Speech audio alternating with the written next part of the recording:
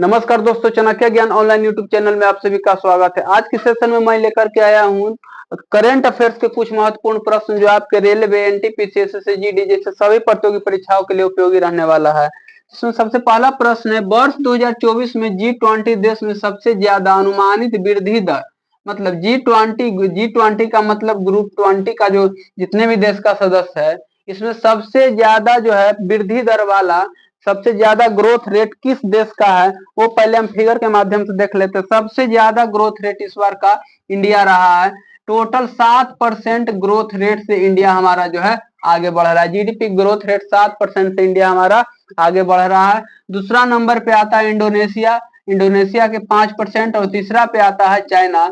इसी के तहत जो है भारत सरकार जो लक्ष्य रख करके 2047 तक भारत को विकसित देश 2047 तक भारत को विकसित देश बनाने के नरेंद्र मोदी सरकार ने घोषणा कर दिया है। तो सबसे ज्यादा ग्रोथ रेट की बात की जाए तो सबसे ज्यादा ग्रोथ रेट हमारा भारत का इस बार का रहा है। और सबसे कम ग्रोथ, ये टॉप 20 देशों में सबसे कम ग्रोथ रेट रहा है यहाँ पे जर्मनी का रहा और अर्मेनिया का रहा है। कि और हमारा अमेरिका की बात की जाए तो इसका ग्रोथ रेट महज जो है 2.8% है, क्योंकि ये सारा विकसित देश है। तो सबसे ज्यादा ग्रोथ रेट की बात की जाए तो इंडिया का ग्रोथ रेट सबसे ज्यादा है। अगला प्रश्न है हम लोगों का, हाल ही में किस अंतरिक्ष संस्थान ने भारत के संचार उपग्रह जी सैट 20 को लॉन्च किया, मतलब कौन से संचार उपग्रह जो है जी सैट 20 को लॉन्च किया। तो जैसे ही अमेरिका का राष्ट्रपति जो है डोनाल्ड ट्रंप जीते, तो और उनको जिताने में एलन मस्क की महत्वपूर्ण भूमिका रहा है। तो एलन मस्क के जो है स्पेस एक्स जो है उनका जो अंतरिक्ष के क्षेत्र में जो काम करता संगठन है, और स्पेस एक्स के साथ जो इसरो मिलकर के उड़ान भरा है। और ये कौन जहाज से उड़ान भरा है रॉकेट से, तो ये फॉल्कन 9 रॉकेट है। और इसकी खासियत, एक बहुत इंपॉर्टेंट खासियत है कि आसमान में जा करके जो है कक्षा में जा करके सैटेलाइट को छोड़ करके फिर वापस जो है चला आता है, अर्थात ये रीयूजेबल रॉकेट है। फॉल्कन 9 जो है, आगे इसके बारे में डिटेल बताते हैं। फॉल्कन 9 जो है रीयूजेबल रॉकेट है। तब इसका काम के लिए स्पेसएक्स ने खास तौर पर फॉल्कन 9B5 रॉकेट का इस्तेमाल किया।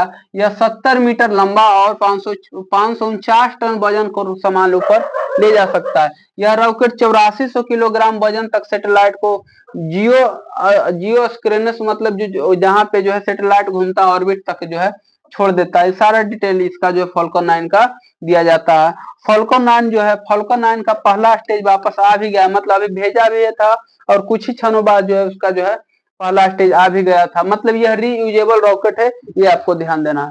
अगला प्रश्न है, हाल ही में किसके द्वारा अखिल भारतीय पुलिस विज्ञान कांग्रेस के स्वर्ण जयंती संस्करण का उद्घाटन गुजरात में किया गया। अखिल भारतीय पुलिस क्या होता है, तो इसमें सबसे पहले जो है महात्मा गांधी जुड़े थे अखिल भारतीय पुलिस संगठन के द्वारा। तो इसका जो है गृह मंत्री अमित शाह जो है गुजरात में उद्घाटन किए हैं। नेक्स्ट प्रश्न है, प्रधानमंत्री श्री नरेंद्र मोदी ने हाल ही में किस वर्ष तक भारत को विकसित राष्ट्र बनाने के लक्ष्य निर्धारित किया है। तो वर्ष 2047 तक भारत जो है विकसित राष्ट्र हो जाएगा। विकसित राष्ट्र 3 प्रकार का होता है, एक हुआ पिछड़ा राज्य, एक हुआ विकासशील और एक होता है विकसित। तो अभी भारत जो है विकासशील देश है। अभी बात की जाए भारत कैसा देश है, तो भारत फिलहाल जो है विकासशील देश है। और अमेरिका हो जाएगा ये विकसित देश है। अमेरिका हो गया और रूस हो गया विकसित देश का मतलब अब ये आगे विकास नहीं कर सकता है, महत्तम ऊंचाई तक पहुंच जाता है, तो उस राष्ट्र को हम लोग विकसित राष्ट्र बोलते हैं। तो वर्ष 2047 तक भारत का लक्ष्य है विकसित राष्ट्र बन जाने का। नेक्स्ट प्रश्न है, निम्नलिखित में से किस तारीख को राष्ट्रीय प्राकृतिक चिकित्सा दिवस मनाया जाता है। तो 18 नवंबर 2018 ईस्वी से शुरू किया गया था। 18 नवंबर को प्रत्येक साल जो है प्राकृतिक चिकित्सक दिवस मनाया जाता है, याद रखना है। नेक्स्ट प्रश्न है, हाल ही में G20 शिखर सम्मेलन में ब्राजील के रियो डी जेनेरियो में आयोजित हुआ था, वो कैमा था, तो ये 19वां था। और भारत जो किया था मेजबान, भारत 2023 में जो मेजबान किया था वो था 18वां। और 25 में कौन करेगा, 2025 में जो है ब्राजील सरकार ने जो है साउथ अफ्रीका को, ये याद रखना है, साउथ अफ्रीका को जो है कुंजी सौंपा, साउथ अफ्रीका को मेजबानी करने का जो है सौंपा गया है। तो 23 में भारत किया, 24 में जो है ब्राजील किया और 25 में कौन करेगा? तो 25 में साउथ अफ्रीका जो है ग्रुप G20 देशों का मेजबानी करेगा। G20 में लगभग ये देश आते हैं, जिसमें मुख्य रूप से हो गया भारत, अमेरिका और रूस।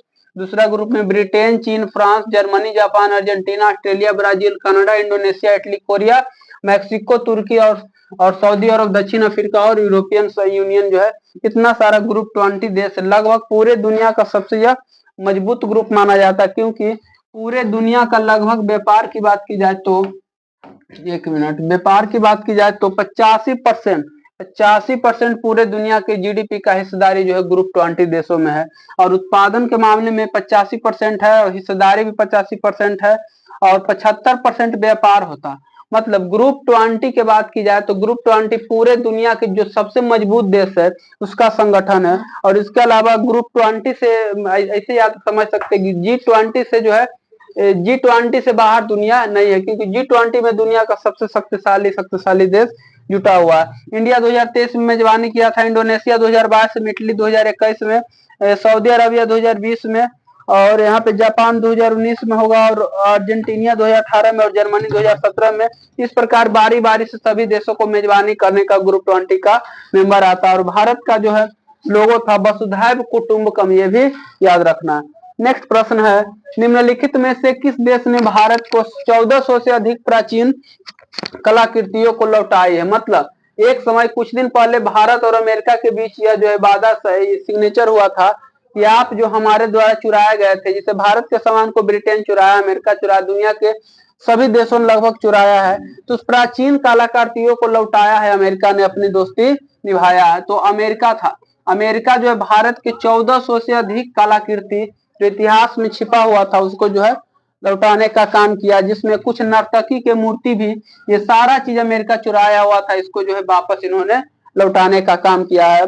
और इसके बारे में और डिटेल देखा जाए तो अमेरिका ने भारत के साथ अपनी मजबूत दोस्ती का एक उदाहरण पेश किया है।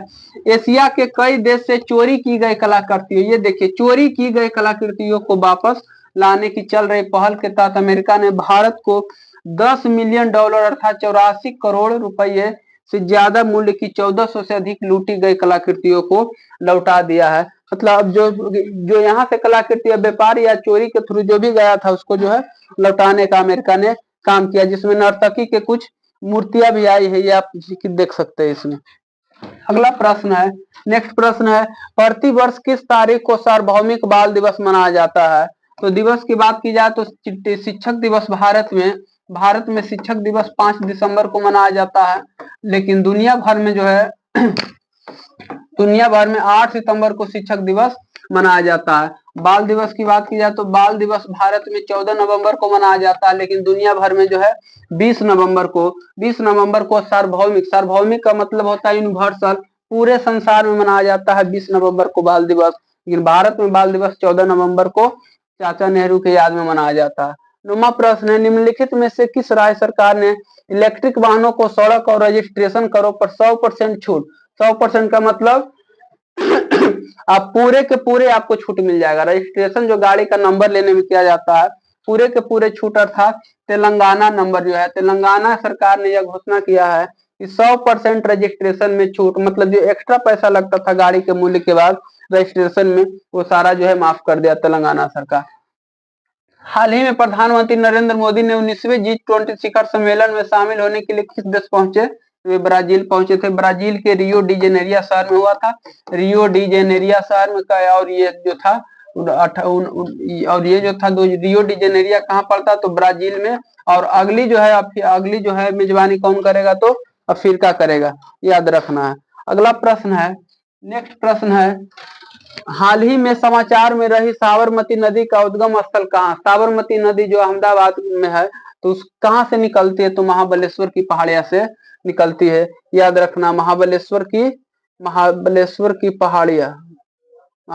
पहाड़िया। अगला प्रश्न है, हाल ही में भारतीय सेना द्वारा आयोजित संयुक्त विमोचन 2024 किस प्रकार का अभ्यास था? तो अभ्यास कई तरह का होता है सेना का, तो इसमें जो अभ्यास था वो विमोचन नाम जो रखा गया, ये जो है आपदा राहत संबंधित, मतलब आपदा के क्षेत्र में किस प्रकार सेना जो है मदद करता है उसके लिए यह अभ्यास था। अर्थात अभ्यास विमोचन 2024 किस चीज के लिए था? तो सहायता और आपदा संबंधित अभ्यास था। बाकी जो अभ्यास पूछता है वो सारा अभ्यास यहाँ पर है जो एग्जाम में पूछा जाता है। शक्ति अभ्यास कौन देश के साथ हुआ? तो भारत और फ्रांस के बीच जो है शक्ति अभ्यास हुआ था। सूर्य किरण भारत और नेपाल के सेना के बीच युद्ध अभ्यास होता है। जाइमैक्स भारत और जापान। गरुड़ बहुत फेमस है, गरुड़ जो है भारत और इंडोनेशिया के बीच हुआ था। गरुड़ जो है भारत और इंडोनेशिया के बीच। लमितये भारत और सेशेल्स के बीच। नसीम अल बहर ओमान के बीच हुआ था। अल नगा भारत और ओमान के बीच। हैंड इन हैंड भारत और चीन के बीच। ये युद्धाभ्यास पहले हो चुका था, फिलहाल नहीं हुआ है। हैंड इन हैंड भारत और चीन मतलब दो दो हाथ। और ऑनसेंडिक्स भारत और ऑस्ट्रेलिया के बीच। प्रबल दोस्तिक भारत और कजाकिस्तान के बीच। खंजर भारत और किर्गिस्तान के बीच, ये भी बहुत फेमस है। मैत्री भारत और भारत और थाईलैंड के बीच हुआ था। और अजय योद्धा भारत और यूनाइटेड किंगडम के बीच हुआ था। और डेसर्ट ईगल भारत और संयुक्त अरब अमीरात के बीच हुआ था। एक्वेरिन भारत और मालदीव के बीच। वरुण भारत और फ्रांस के बीच। सहयोगी कैजिन भारत और जापान के बीच। मुख्य फेमस है खंजर हो गया, हैंड इन हैंड हो गया, आपका जो है गरुड़ हो गया, सूर्य किरण हो गया और शक्ति, ये सारा जो है युद्धाभ्यास जो है परीक्षाओं में पूछे जाते हैं। नेक्स्ट प्रश्न है, हाल ही में खबरों में रहा बीनर अंतरिक्ष कार्यक्रम किस देश से संबंधित है? तो बीनर अंतरिक्ष कार्यक्रम भारत से संबंधित है और पहले सोवियत संघ रूस भी था। की अगला प्रश्न और लास्ट प्रश्न है, हाल ही में ब्राजील ने आधिकारिक तौर पर G20 की अध्यक्षता किस देश को सौंपी? तो वो है दक्षिण अफ्रीका। अर्थात 2025 में जो साउथ अफ्रीका का मेजबानी करने वाला है वो दक्षिण अफ्रीका करने वाला है। चलो बन गया।